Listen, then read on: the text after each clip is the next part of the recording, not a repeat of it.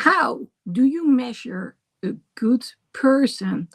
That's the question that I saw in one of my comments, and it was related to people who are addicted.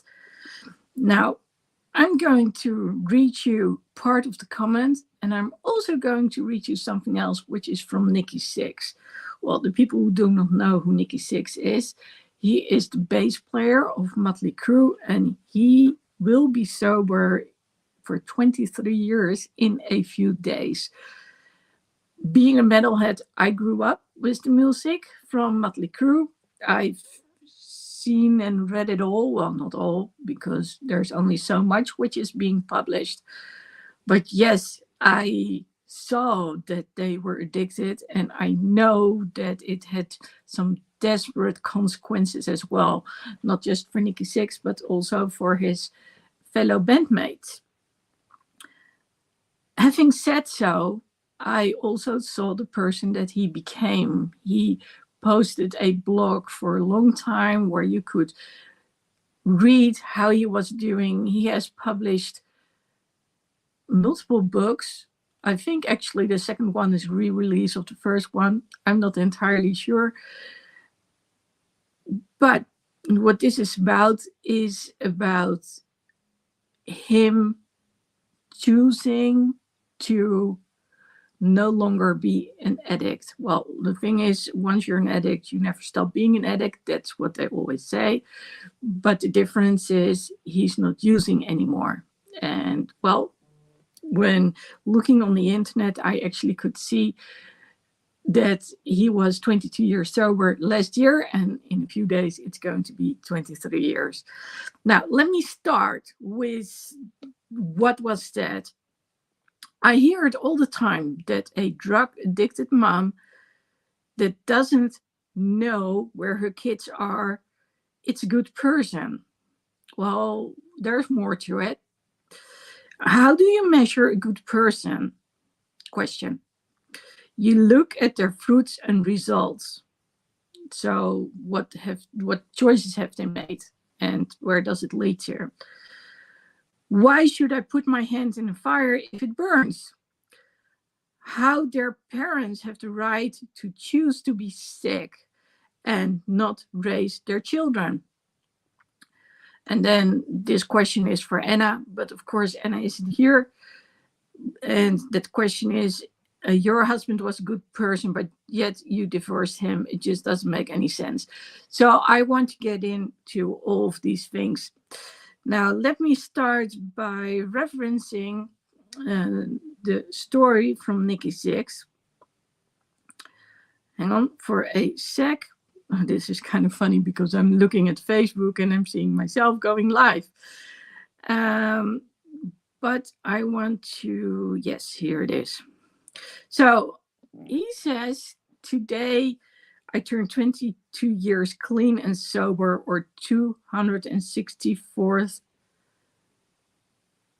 month. Is that correct? Is 22 times 12. Yeah, I guess it's correct. I'm a little bit thrown off by the .00. It has been one hell of a beautiful and sometimes difficult journey.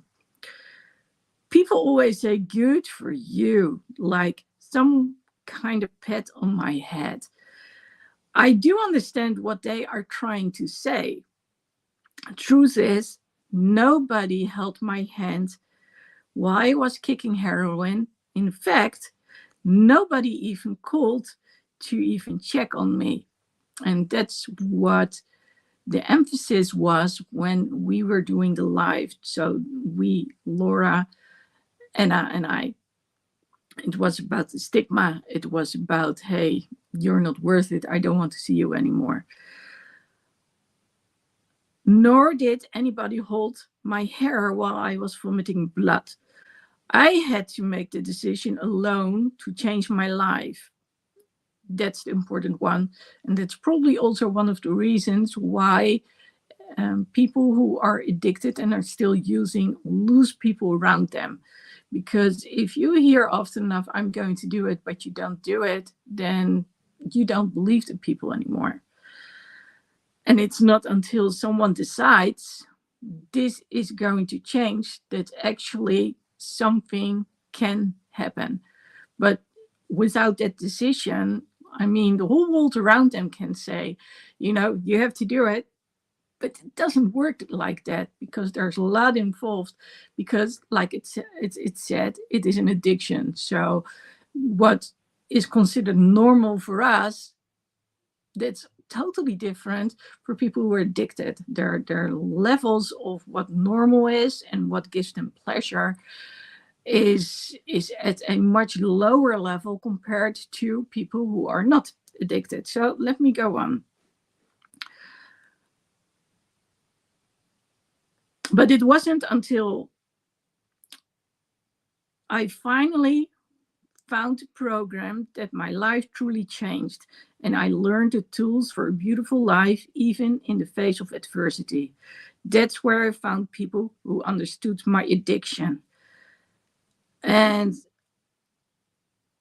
when you ask that question, how do you measure a good person? That basically says it all.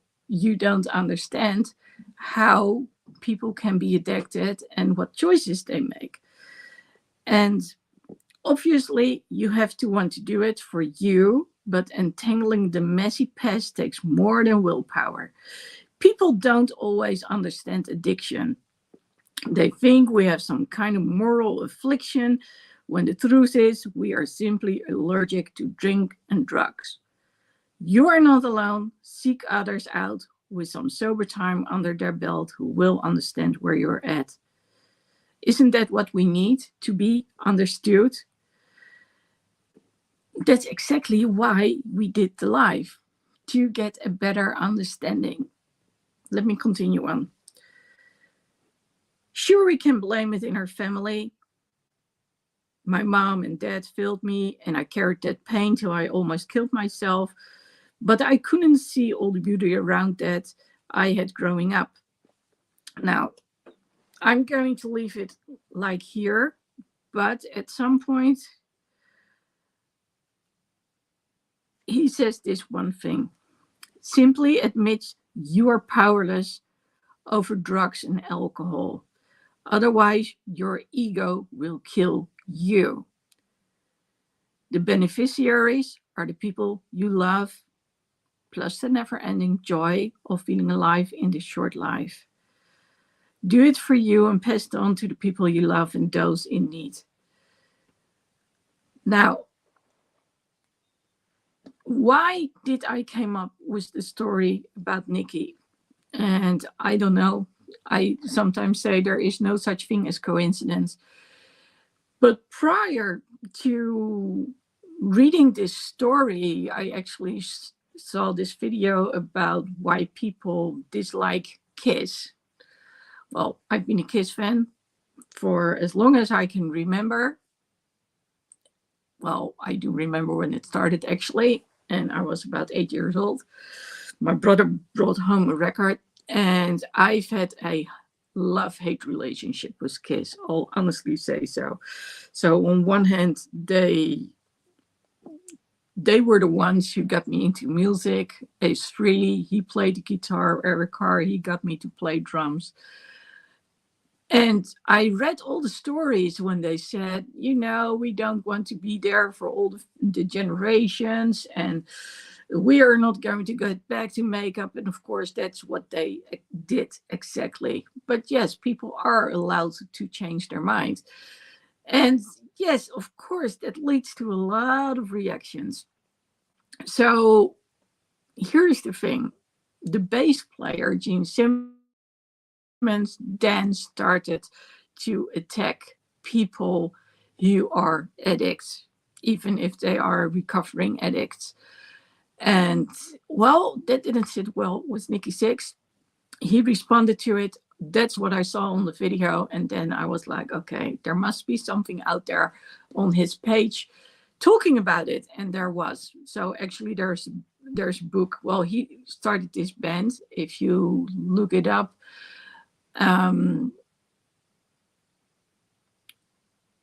that's 6 a.m. And it starts with Christmas Eve and him having overdosed. Now, getting back to all the questions. And first of all, let me applaud you for having posted this comment on here. It takes guts and courage to actually post on there, because people might not understand where you are coming from, and they might not understand why you have these questions. And there will also be people who say, oh yeah, I totally agree. So it's good. This actually gives us the opportunity to get into all the controversy around addiction. Now, I want to start with, how do you measure a good person?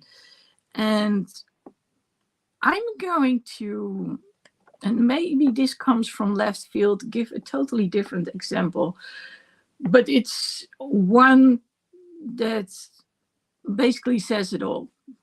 I remember watching Chicago Fire. It happened after I lost one of my clients. She had doubts all the time. She couldn't handle it anymore. It was the result of a hormonal disbalance in her brain. She was one of the sweetest persons I knew, very funny, very creative, but she just didn't believe in herself. Now, this happened during COVID. COVID was a bad time for a lot of people, and her doubting whether she could actually make it in the world. So she had to quit studying. She started doing other stuff, and she was amazingly good at it. The pinup is actually one of her things that she made for me. And well, at one day it's too much. And well, I have to respect it, but it took its toll on me. And I know it took its toll on a lot of other people too.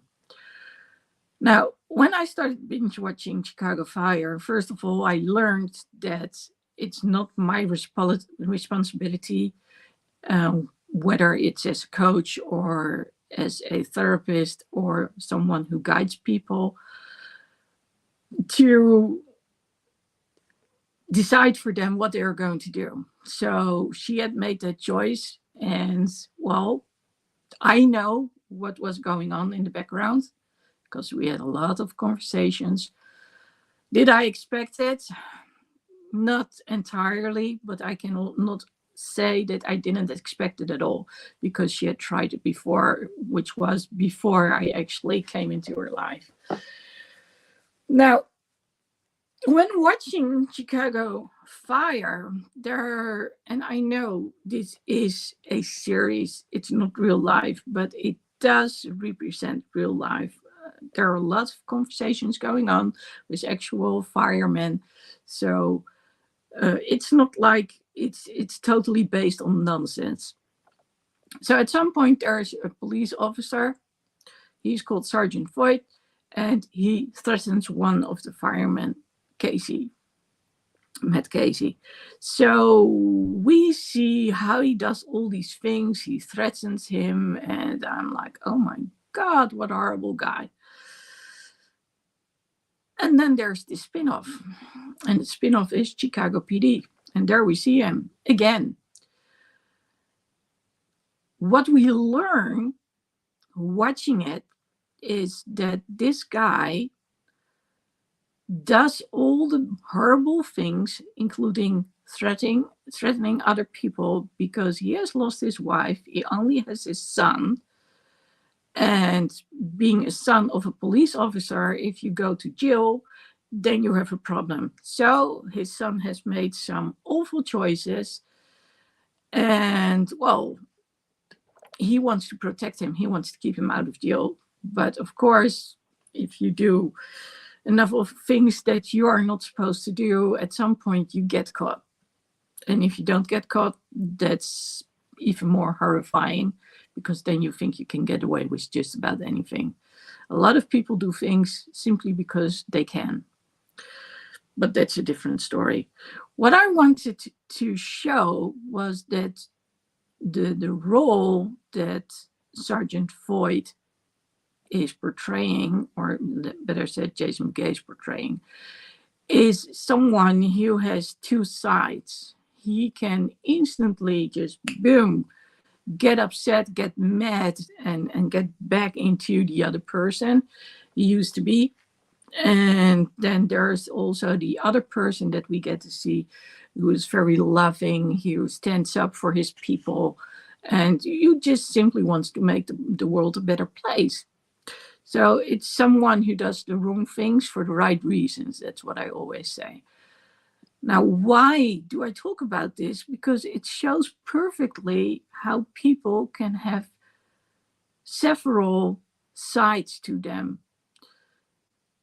Someone can be so lovingly and still do things which hurt other people. So when you say, how do you measure a good person? So do you measure it by their fruits and their results? Well, let's get back to Nick Six, for instance. He recorded multiple albums. He influenced a lot of people. I was a teenager in high school, and because the way they dressed, and other hair metal bands too, I sort of found my identity a little bit. Well, maybe more than a little bit. I felt excluded. I was one of 4 metal fans in high school. We were with over 300 people over there. And watching Motley Crue and others, when Satellite was just appearing, giving us a chance to watch Sky Channel. Actually, it was Monsters of Rock on Sky Channel. Made a big difference for me. So I sort of found something to hold on to. And reading his book was really interesting. Listening to his music was very emotional. So what are his results? Well, lots of albums, books, videos, and he actually started his own clothing company at some time. And nowadays, he's not just a musician, he's a very successful businessman. And I dare say that by sharing his story, he has made an impact on a lot of lives. So if you would have met him while he was still under the influence, chances were that you might have said, oh, he's amazing because of all the things that he did. Chances are that you said, well, nothing good about it, especially when having used. I mean, they used to smash hotel rooms and everything that was normal. And that brings me actually to the other question, and that is, how can you choose to be sick? And the one thing that I wrote straight after is, but you don't. It has to do with circumstances. It has to do with surroundings. It has to do with being exposed to. So what Anna tried to explain is that we, from an early age on, already can get exposed to sugary substances. It's in the food. And so at an early age on, there is a certain base for becoming addicted. I told yesterday when I did my Friday Night Live, I said something about the gaming, which was also something that was talked about when I was going live with both Laura and Anna. And what we basically said, or what she basically said, is with the whole gaming, you know, it's about that win. It's about that high. It's about being able to achieve something. Being someone who can be hyper at times and who has a hyper focus, I know all about that part. And she said, if you need to set rules, you need to set boundaries in order to stop doing something, then you can probably conclude that you are an addict. Well, she actually said, then you are an addict. I am saying you probably can conclude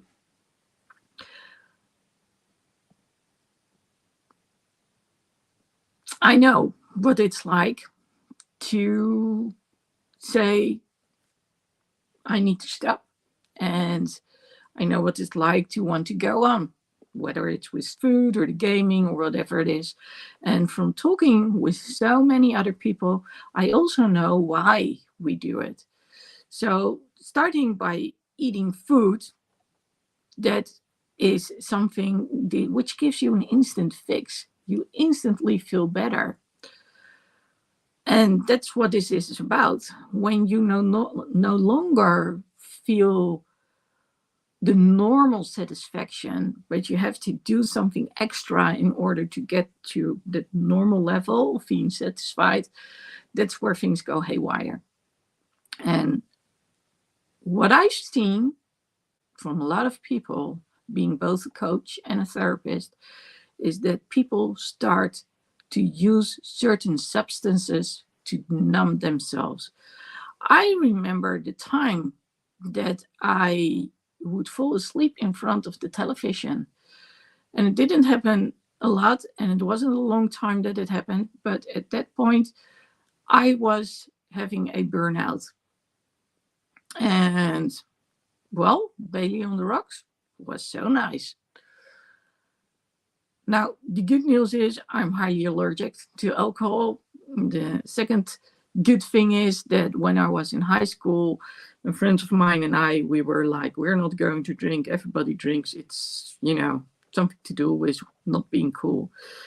And not having been exposed to alcohol, and then for a short while I did, and I realized what was going on, so I quit pretty quickly.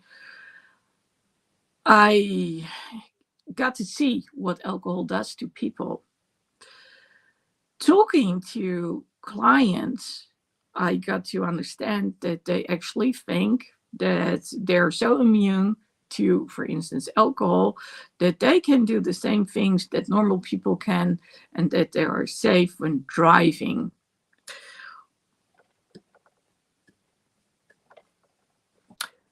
That's enough said. The thing is that when you are under the influence, you usually don't see things the way they are. You cannot put things in perspective anymore. But the reason that people do it is twofold. Well, threefold probably. First of all, it's called an addiction for a reason. So it's not like they can just make the choice like, oh, I want to feel a little bit better today. No, it's like, oh my God, they're craving someone. They feel on the low end when they don't take it. And well, when you feel sick, what do you want to do? You want to make it better. And going back to one of the conversations, what does one of my clients say? Well, when I've been drinking too much, well, the next day I'll just open up a beer again and I feel fine. Well, there we go. Now, there's also, and I know Anna didn't agree with me, but I'm all about mindsets. So what I know is that people want to numb the pain of not feeling good enough, the pain of feeling I am left alone. There's a lot of reasons why people are hurting, and not being accepted is high, very high on the list. Now, when people do not know how to deal with pain, and that's a very important one, when people do not know how to deal with pain because they've never been taught how to deal with pain, just like we've never been taught how to communicate with one another in school. We have learned how to do math, we have learned how to write things down, but communicating, expressing yourself, not so much. So when people are dealing with pain, whether it's because they are abused, whether it is because they're being bullied, whether it is because there is something going on already mentally, physically, and they are a little bit different. Whether it is, and please please listen to this. Whether it is because you have had an accident, you got into the hospital and you got pain medication so you wouldn't feel the pain, and next you got addicted to it. There's a whole story about the whole pain medication, by the way. If you don't give people pain medication, then your neural pathways will change to a degree where you won't be able to tell whether you have pain or not. It's called chronic pain. And when you have chronic pain and at some point the cause of the pain has been taken away, you will still experience chronic pain. So it's a way that your body reacts to the pain. So they have done studies on this, and if there's non-stop pain, it's no good. So the first thing people get is a neuroblocker or something that takes the pain away. Then the thing, of course, is when do you stop taking pain medication? Well, for me, it's easy. Straight after surgery, I got the neuroblocker. I was very happy with that. And then they wanted me to take pain medication. I am also highly allergic to a number of those medications related to pain. So I was pretty quickly, I'm done with it. But the difference was I knew what I had to do in order to not feel pain and what happened when I would do those things which would cause pain. And if you are like me, and I'm a neurodivergent, and I had to deal with physical struggles growing up, then you have learned that you need to push through the pain. And that's a bit of a problem because, first of all, people don't believe you. That's why you get to push through the pain. But it's also never explained to you what they mean by it. I got to investigate it. I became a medical fitness instructor. Why? Because I wanted to understand what was going on. And then I became a therapist and so on and so on. But not everyone has that option. And not everybody thinks about it in that way. So then you don't know what to do. So getting back to pain and how to deal with it and being taken seriously, Nicky actually said it. He said the moment that I had to go through withdrawal and I was vomiting blood, there was no one for me. So it was the clinic which actually helped him out. Now, what I know is that when you solely focus on just detoxing, that's not enough. There's other things which trigger the need to numb yourself. So that's a very important thing too. So do people choose to numb themselves? Sure, to a degree, you can say yes, especially in the beginning. On the other hand, people might be exposed to it being in a surrounding where a lot of people do actually use drugs. There are part of countries where it's very normal to do drugs.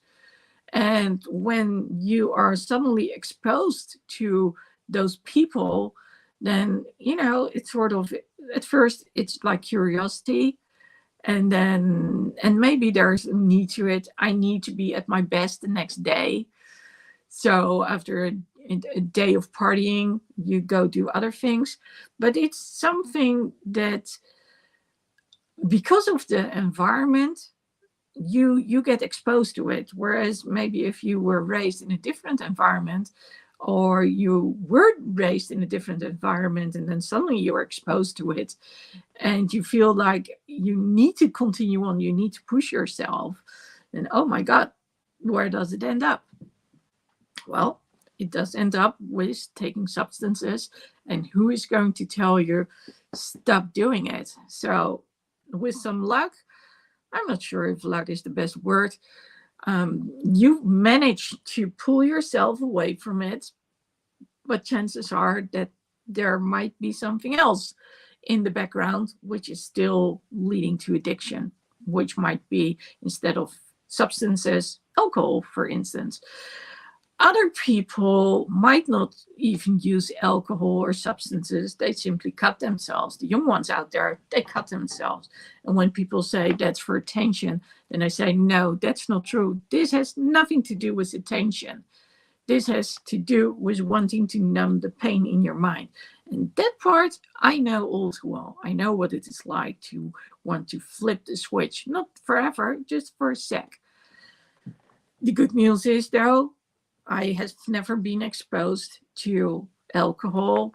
And well, when it came to smoking and all that stuff, I saw my father smoke cigars, my aunt, his sister, smoked cigarettes.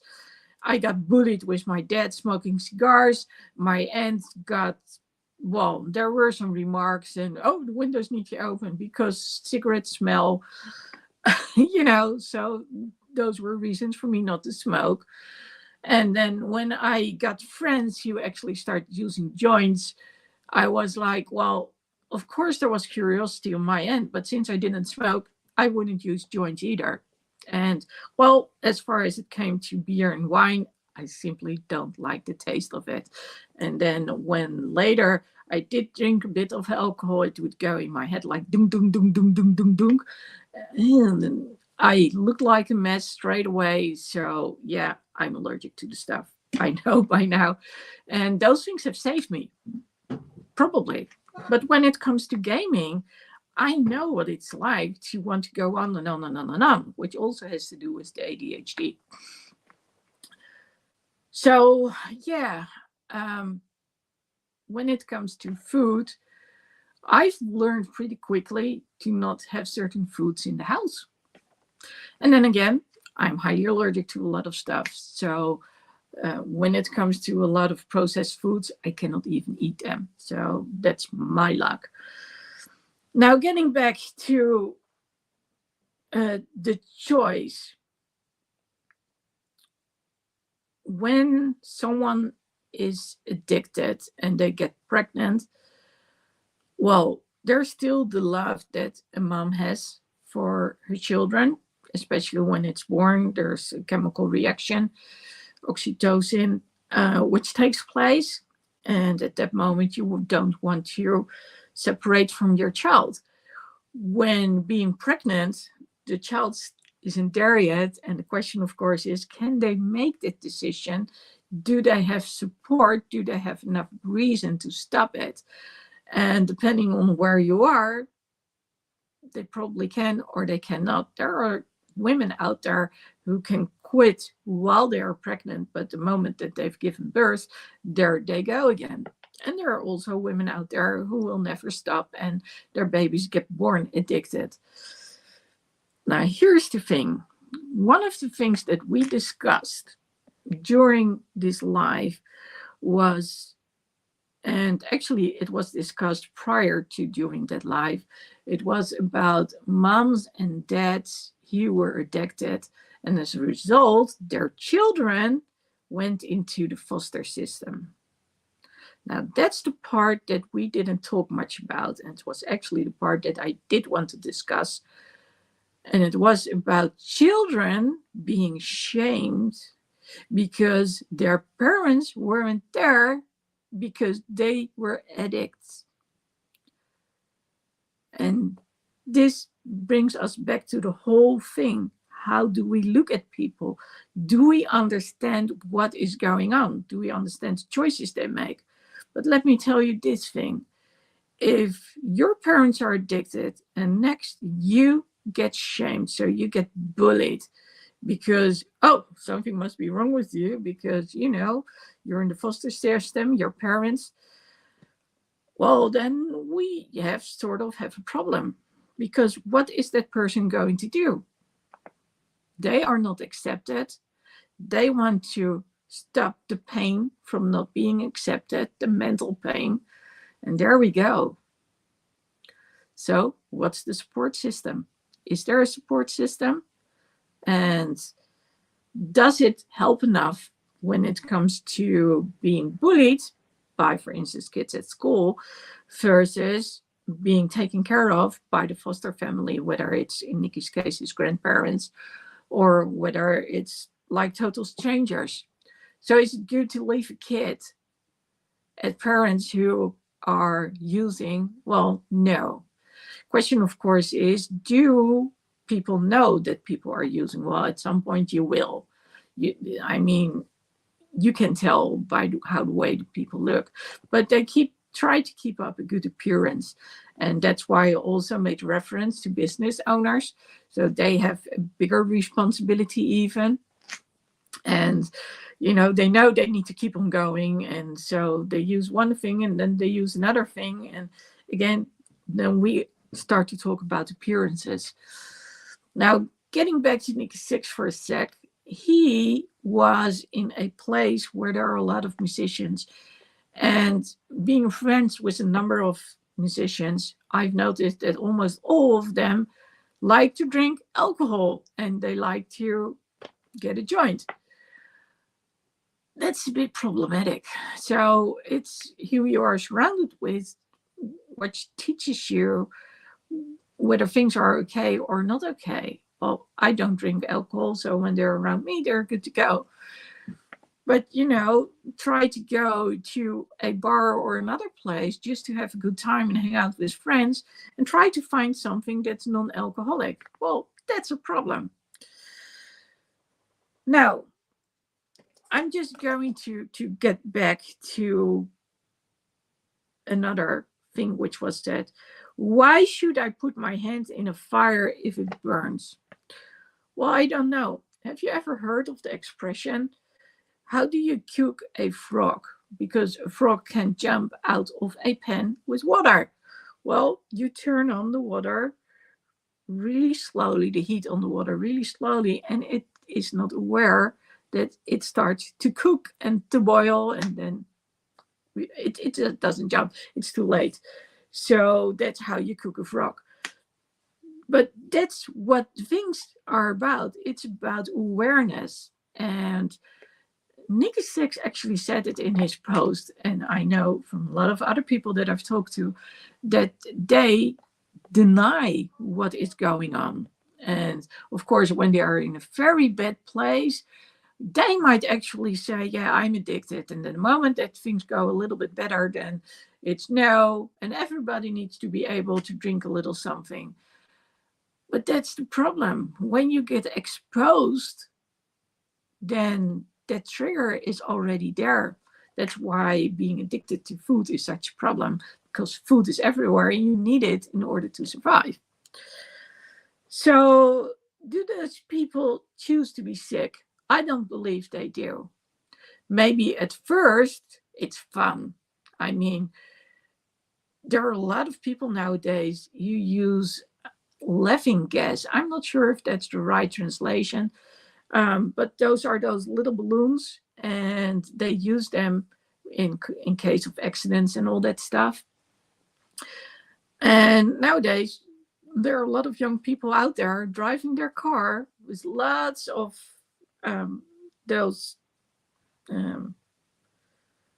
cylinders filled with the gas, and well, they use it while driving, and because it's hardly traceable in their blood, and especially not with a breath analyzer, they use it, and the results are devastating. They are. But who's teaching people what they can do and what they cannot do? And that's a bigger issue nowadays because, growing up years ago, say prior to World War II or straight after, let's say prior to the IT age, there was a social order. So people would see what was going on. Having said so, I also know that when you are at home, what happens behind the curtains? I've seen couples who started drinking and kept on drinking. And, it starts really innocent. There's a little wine here and a little wine there, and it tastes really good. And then before you know it, there it goes, and they drink like a bottle of wine per day, and then it's a couple of bottles. And that's it. That's what I mean. You don't always choose it. I think the majority of the people don't choose it at all. But when you are there and the balance is lost, whoa, that's a whole different story. So when you're used to drinking a bottle of wine per day and you suddenly have to quit, your body starts to crave, your brain starts to ask for it, they want it, and then you need to fight it. And why would you fight it? So you need a very good reason to say, I'm going to stop doing it. And at first it's innocent. But what if other things happen in your life and all of a sudden it just goes haywire? And that's why I do believe that circumstances absolutely do matter. Who you are hanging out with absolutely does matter. And what you tell yourself absolutely does matter too. But here's the thing, and Nicky said it very nicely. He said the reward is for your children and the ones who stay behind. Because a lot of people who are addicted, they don't care about life anymore. They don't have a very high self-esteem. So it might start out with parents putting you down or others putting you down, being a child of narcissistic parents. I'm just, but it happens. And, or it might start with that car accident. It might start with your car breaking down, then you losing your home, then not having any job anymore and feeling ashamed. And then you want to numb that. So you might still be looking for a new job. You might still figure out, how can I get pain-free? But on the other hand, so there are a lot of things going on mentally as well as physically. And especially when you are in pain 24/7, well, I can tell you that makes you do crazy things. And well, there's physical pain and there's mental pain. So getting back to what you've said, I hope I got into some of these answers. So how do you measure a good person? Yes, by their labor, by their fruits, but there's more to it. There are good people out there who do good things and still are addicts.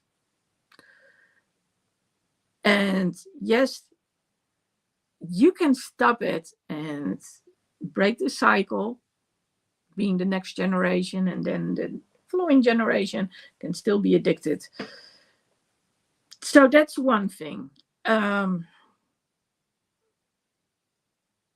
Why should you choose to do it? Well, like I said, it's most of the time it isn't a choice.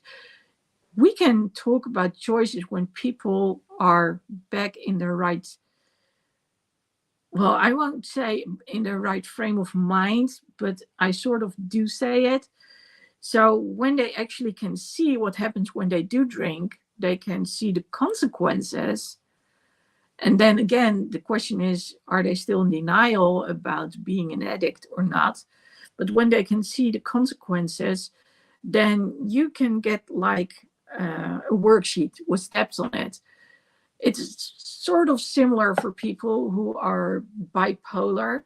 So people who are bipolar, they have manic states and they have depression states wherein they are depressed. And in the manic states, they do crazy things. They might spend a lot of money and feel like they are the king or the queen in the world. And as a result, things happen which might have a lasting effect. Well, when they start to understand or experience that a manic episode is starting to rear its ugly head, they might need to change their medication straight away. And they might need to use something else. They might need to be admitted for their own safety, but something needs to happen. They need to reach out to others. And when you are at a level that you understand what's going on, so you understand the disease and you understand how the process works, then of course, then we start to talk about choice, because then it's like, hey, are you going to go and do something about it, or are you just going to give in? And again, that probably also depends on circumstances and how you feel about those kind of things. But people who have gotten training, they know. And that's why there are sponsors in AA. So when you have a difficult time, you can reach out to that person. But then again, there's the part when it comes to shame. And what if you're exposed to it without even knowing it? And that can happen too, especially when we talk about sugary substances. Now, so no, you can wonder if they choose to be sick. And like I said, it takes a lot of awareness. Then one last thing, and it comes back to being good. So Anna said, I was married to a good person. He was an addict and couldn't detox, so he couldn't kick the habit, and she decided to divorce. Now, let's generalize this a little bit. There are a lot of good people out there. There are a lot of couples where addiction is not a factor at all, and still they divorce. My parents or my mom always asked the question, why would you divorce if someone is not hitting you? So when is someone a good person? And that's the other question. And according to which religion you listen to, some religions say that a corrective slap is okay. Well, the moment that I hear something about a corrective slap, my blood already starts boiling, especially when I know that certain women have to hide, for instance, in the bathroom when there are people visiting, because they cannot be seen because they're women. Okay, so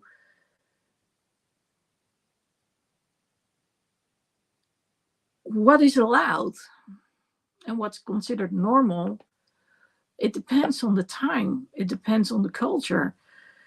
When my mom and dad got married, it was normal for women to no longer work. You stopped working once you got married. You became a housewife. And well, there are books out there about how to behave as a housewife. And basically, you were a glorified slave. So you had to meet your husband's needs because he was the one who brought money into the relationship. So he had to be happy so he could do his work, and then he could bring in money and everything was good to go. That's not that normal nowadays. And one of the things my mom always said, make sure you can support yourself and be independent. So my mom wasn't hit by my dad, but she did suffer from how, not so much how he got raised, but the consequences of World War II. So he was a 17-year-old kid. He had to take over the position of his dad, who died because there was no medication available anymore during World War II because it was taken away. And well, then he had to decide how to go on and how to provide for all his siblings. And well, that showed. So being so responsible and us being short on money, that triggered a lot of things for him back in the days. And well, my mom was on the receiving end, and having experienced World War II in Indonesia, where she actually also was drilled and trained by her mom not to speak up. Well, 1+1. And that's the thing. It's if you want to ask these questions, and again, they are good questions, then my answer is going to be, you want to look at the whole thing that's going on. It's not all black and white. It's not this is good and this is not good. There's more to the story. And yes, I grew up reading books which were like, okay, you cannot trust an addict. You cannot give them money. They're going to use it just to feed their addiction. So with that in mind, you already are like, okay, please stay away. But having talked to people who were homeless and who were addicted, and also business owners who are not homeless but still are addicted, and also to other people, your average person, sweetheart, who is now in AA and has sponsored other people and is being sponsored himself, and sharing about all the things that he saw in turn. Well, that shows you a little bit about what's going on, and it's an ongoing battle. If you still have questions, please let me know. If it gives you an answer, or at least some kind of an answer, then that's good. And again, I applaud you, because if it were a simple choice, then sure, I would totally agree with you. But alas, it's a little bit more complicated than that. And that's why it's important to keep an open mind. Why are people doing what they are doing? Start talking to them. The moment that they get a chance to vent, part of their burden gets lifted. This doesn't mean that we understand what those people are going through. I've never been an addict. Well, according to what Anna was saying when it came to gaming, I'll probably know a thing or two about it, about not being able to stop, but nothing ever really suffered from it. So in that aspect, I'm good to go. But I do know what when it comes to temptation. But again, a lot of experiences, we don't know what it's like until we are on the receiving end. And it's easy to judge people based on the outcome. But just look at what's going on. And if you do see parents who are addicted, and you see it has the children are the ones suffering, then please do something about it.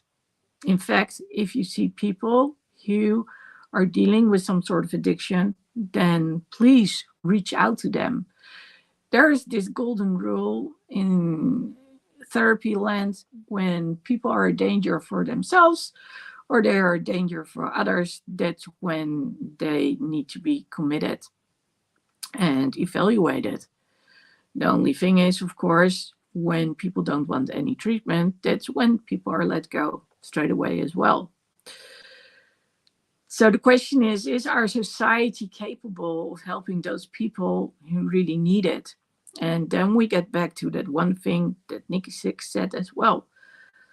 People do need to want it. If they don't see any reason for it, they won't quit. If they don't feel their life is worth anything, why should they quit?